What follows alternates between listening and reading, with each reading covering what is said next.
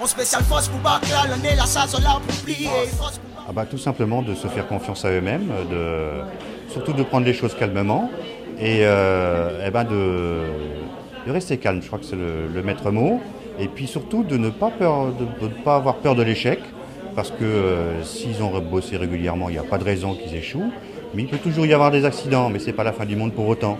Donc dans tous les cas de figure, que ce soit le système éducatif secondaire, que ce soit le système régional de formation professionnelle ou que ce soit l'Université des Antilles de la Guyane, on leur permettra toujours d'avoir des solutions et des possibilités de rebondir.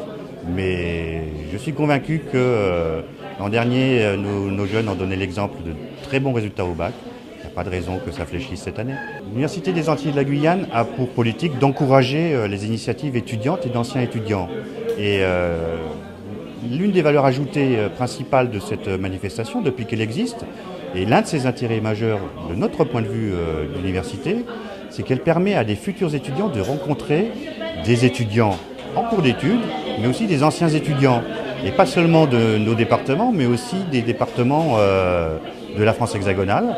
Et ce qui permet une transmission très importante de connaissances pratiques, de trucs, de conseils sur comment engager sa vie de nouvel étudiant, mais aussi comment réguler au mieux possible son parcours d'études en même temps que son cursus de vie soit sur place dans l'université chez nous, soit ailleurs, sachant que la vie étudiante est un gros changement par rapport à la vie précédente en lycée, où il y a moins de cadrage, il y a moins d'encadrement, et il y a plus d'initiatives et de liberté laissées aux étudiants, mais il y a aussi du coup les difficultés inhérentes à cette plus large liberté qui permet malheureusement trop souvent à beaucoup trop d'étudiants de décrocher trop vite.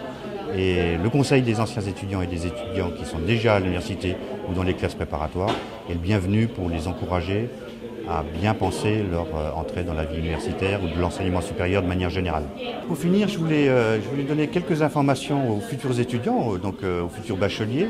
1 sur les inscriptions et 2 sur celles et ceux qui auraient oublié de se préinscrire sur admission post-bac.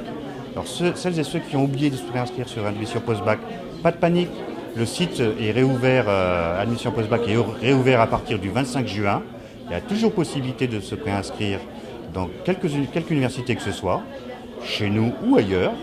Et pour ce qui est de la période des inscriptions à l'UAG, tout se fera en ligne par Internet, sur le site Internet de l'UAG, à partir du 5 juillet jusqu'au 27 juillet. Voilà. Venez nombreux au FFE, on vous donnera des explications pratiques plus conséquentes à ce moment-là. Plus d'infos sur le portail étudiant interactif www.ff2010.org.